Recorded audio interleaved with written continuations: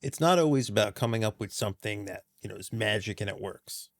Sometimes you're just wandering around, piecing things together and helping out.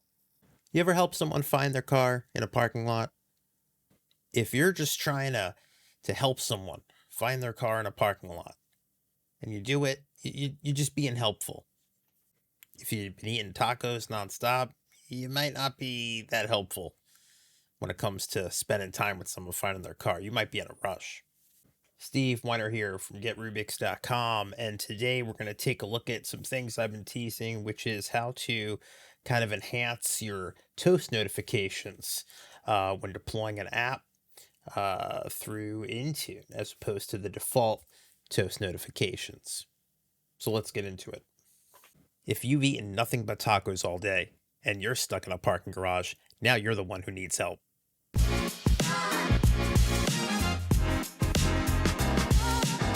Okay, so we're going to start on a client machine, open the company portal, and I have this Mozilla Firefox app packaged here. And we're going to want to go ahead and I'm going to click install. And I guess the device is going to do a quick sync with the company portal. So what I've done here is I've suppressed the default notifications from the Intune management extension. And then we're going to go ahead and run our own from PowerShell. Okay. That's the first one. So you can see we got our header, we got the app logo, tells us we're installing. And then when it's complete, we should get the final one that tells us it's all done and ready to go. Okay, it is done. There we go. So in my Mozilla Firefox was successfully installed. We can click dismiss. All right, let's also get a look on Windows 10. This was an old version, so I'm going to hit retry. That should trigger another install and hopefully start the process over again, just to show you what this looks like on a Windows 10 machine. So let's give that a minute to resync. Okay, so you can see we got the pop-up, the app's installing, sit tight, got our company branding there. I can hit dismiss if I want to. You can see we also have the little installing window right there. Yeah, so very interactive. I could hit dismiss right there, and when it's done, we can go ahead and get that second notification. Boom. So if we take a look at that, install complete. Mozilla Firefox was successfully installed. Cool. Okay, so what did we do? What did we have to piece in there to make that work? Is it worth doing? We're going to talk about this as we go through. Possibly not, right? It's a great user experience. Maybe it doesn't apply to everything. So let's get into it. Okay, so to get started, we're going to build off the Chocolatey version of our app install that we did previously, and we're just going to build on top of that. Now, let's go ahead and let's reverse build that. So I'm going to make a folder called Firefox. Okay, so I've made templates of the installs from yesterday, and we're going to throw them in here. So we have install Choco app, uninstall Choco app, and we can rename them to Firefox. I mean, you could leave them. It's whatever. It just makes things a little easier to keep track of when we are when we're doing this. Firefox PS1. Okay, so let's start by editing the basic one here. So you can see everything from yesterday: the install Choco package, the apps, checking for the app, installing it if it's not there, and then all the way at the bottom we would put in our app name and app package. So we have to do a little bit more in order to now make this shoot out our custom toast notification. So first thing we have to do is we have to install some modules. So that getting toast notifications to work when you're running something in a system context is a pain. Toast needs to be run as the current user. So in the past, we tried things like setting tasks, stuff like that. And I covered this in a previous video of Toast in general, but throwing it in the context of the app is going to be a little bit different. So let's go ahead and do a little setup. Let's do this right after, let's see here. All right, let's get this going as soon as we make the log path. So we've started the install log. Okay, so we're gonna add a few pieces right here. So we're gonna say check for, let's say install NuGet, and then we're going to install modules. Okay, so for NuGet, this is going to be the same. We've done this before. You could probably pull this from one of our other scripts. NuGet equals get package provider. Provider name NuGet. Ignore. We're gonna error action. Have not had enough coffee yet. Ignore. So we're gonna check for NuGet. And we're gonna say write host. Checking for NuGet. And then what we're gonna do is we're gonna say if NuGet is not installed, write host, NuGet not found, installing now. And we are going to do a little try catch. Install package provider name NuGet confirm false force. Someone commented on one of my videos. I appreciate it. They said they love how I just sit here and like write it out. I've been doing it forever and I still get stuck and have to look things up. That's why I'm always a big fan of typing these out as opposed to just copying and pasting when I show everybody. So that definitely helps. So if it looks like I'm more skilled than I am, awesome. But I still get a lot wrong. So install package provider. We're good there. Write host. NuGet installed. Okay, our catch is going to be some kind of an error. So we're just going to do what we always do and set the message to whatever that is and write host error installing NuGet. And pipe the message through. And if NuGet's already there, then we'll just do that. Write host NuGet already installed. Great. Okay, so next we have the modules. So the modules are going to be the two we need to do this are burnt toast. That's for the toast notifications. And the other is run as user, which will allow us to run as user. Whoever named it was a genius. Okay, for each module in modules, we are going to check for the module. So installed will be our variable to say get installed module name module. And sometimes through Intune, it does complain if you don't have it, even though this is an if statement, but we're going to throw that error action continue. So write host checking if module is installed, and then we'll do an if. So if it's not installed, write host. If not installed, yeah, not installed. Write host module not found. Installing now. And then we can do a try catch there again. So the try will be install the module. Install module, name, module, confirm, false, force. Cool. And then we'll import it. Import the module. And then we'll write host, module, installed. And we're going to do the same thing on the catch. What did I just do? There we go. So we're going to say message equals that. Write host error installing module message. Okay. If it is installed, we're just going to import it. Write host module already installed, and we'll just import module. All right, that takes care of that. So now we have our modules installed. The next thing we're going to have to do is we're going to need those pictures that we threw up in the toast notifications. So they're going to have to go in our Intune package. So I have two pictures here, and I'm going to pull them over into the directory.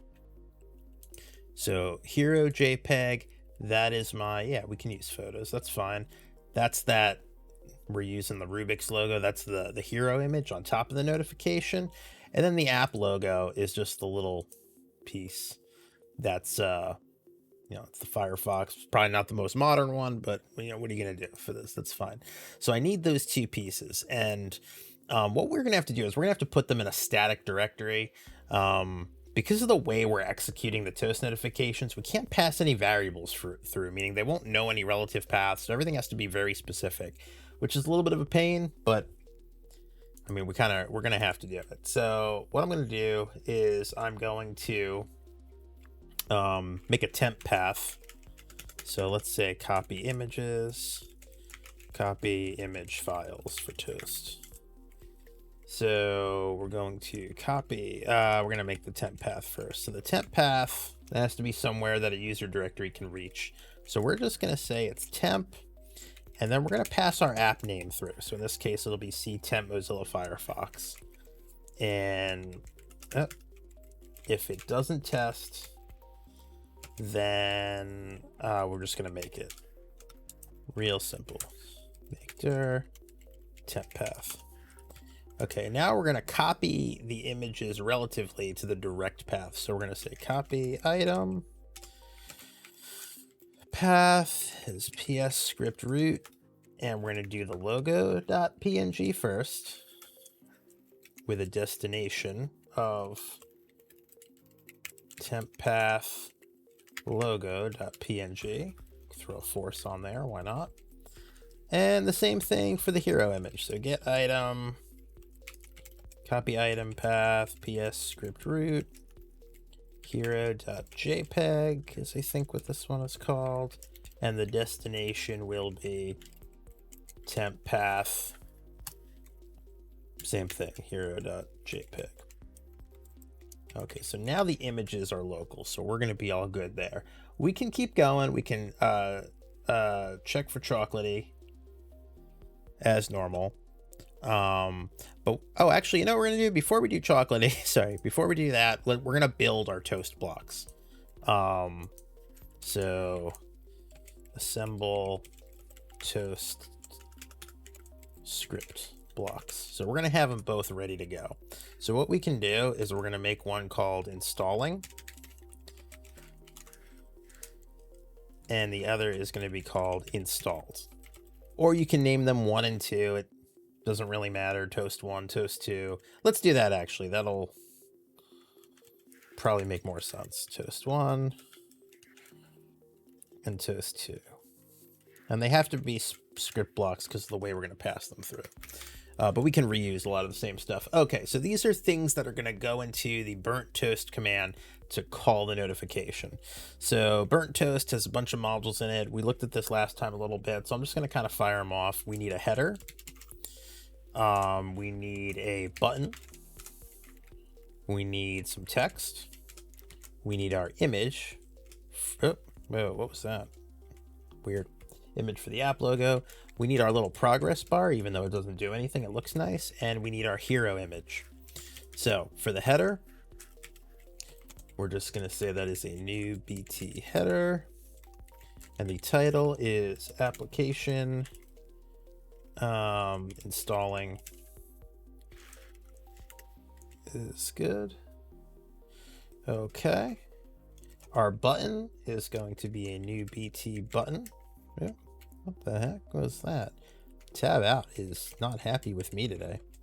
The button is going to say dismiss, and it will have a dismiss switch so that it knows it is a dismiss button. Text, super simple. We're going to say something fun like get ready while we install. And you can put the app name here. You can put your application. The more, we can't make this dynamic, unfortunately. So if we want to say Firefox, we have to type out Firefox. We can't pass anything through. The image, and this is same thing here. This is why we made the static path. Firefox logo.png. Okay, the progress bar is going to be a new pt progress bar. The status will be installing ... and it'll be an indeterminate, meaning it'll just spin. And our hero image, same thing, c temp Mozilla Firefox, it'll be hero.jpg. And then lastly, we're gonna call the notification, new burnt toast notification, and then you're just matching them up. Text is text, button is button. You can just literally go down the list. Header is header. I realized I went backwards a little bit. That's okay. Header.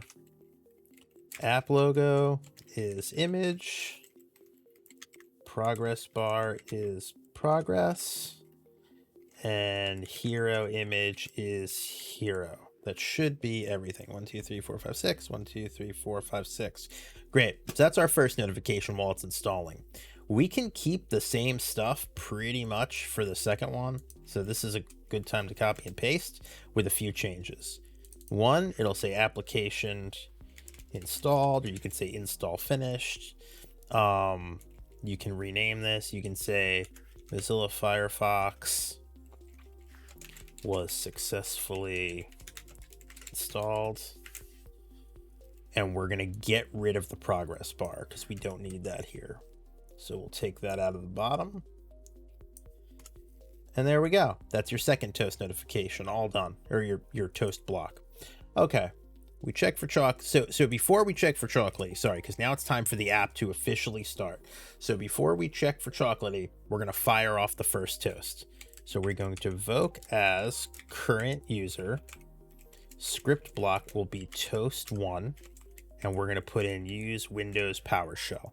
That's going to fire the first notification while the app does the rest, and it'll give the appearance it's waiting in the meantime. Now we're going to skip ahead a little bit, so to when we actually install the app. So the app should wait because the process of Choco waits, and once it's done, we can fire off the second one. Invoke as current user. Script block will be toast2 and use Windows PowerShell. And then, of course, to make the whole thing work, our app name is Mozilla Firefox, and your package name is just Firefox. What we then do is, actually, before we package everything up, so there is one issue I did run into, and luckily my team is full of some smart people that were able to help. So my app was getting stuck on installing the modules. So one thing I forgot is because we're using a system type function, right? We want to add in the check to see if this is sysnative or sys32, so we don't run into that problem because we're running in NT authority context. So what's very important you want to do in the very beginning, we're going to do an if statement with another if inside of it. That's ultimately going to help us here. So let's do this. We're going to say if the environment variable processor architecture 6432 is not equal to ARM 64. So if that's the case, and then if we test path the win directory, so windir -sysnative -windows PowerShell v10 PowerShell.exe. Okay. So if the PowerShell path is there like that, then we will say end environment windir sysnative Windows PowerShell v1.0. Make sure you spell that right. PowerShell exe. and the execution policy bypass no profile file, and that'll be the PS command path. And then what we can do is exit last code. Exit last exit code. Exit last exit code. There we go. That's needed in the beginning to do this. That's the best explanation I can give there. Once this is all set, now you have your install, your uninstall Firefox, and you have your two images. This gets packaged. And when we package this in Intune, we just want to make sure that, I'm going to go to the app, just packaged it. We want to make sure that when we are looking at assignments, the end user notifications are set to hide all toast notifications. We don't want Intune setting the notifications. We're taking care of that ourselves, and then we'll be all set. The real question is this worth it? Well, on the upside, we're still using the Intune management extension to do the app deployment. We can still keep track of things. On the downside, there's a lot of manual customization that has to go into it. Not a lot, because we can keep that as a template, and obviously there's like 4 or 5 areas you would just have to change. However, it's still something to do. My recommendation would be, ultimately it's a organizational, I'll say a personal decision, but it's a personal decision for a company or an organization if they want to provide that user experience. To me, it makes sense when we're going to see the notifications the most. Anything in the company portal that you're making available might be a good idea to do that. Maybe any app that is coming down that's not part of ESP might be a good option. So things you have to weigh, but if anything, now you have a method to make some super robust toast notifications. And if you want to discuss it, if you're having issues with it, if you want to further the conversation, that's what this is for, the Discord. Look how good I am at that. I nailed it the first time, that one. So, later. 1, 2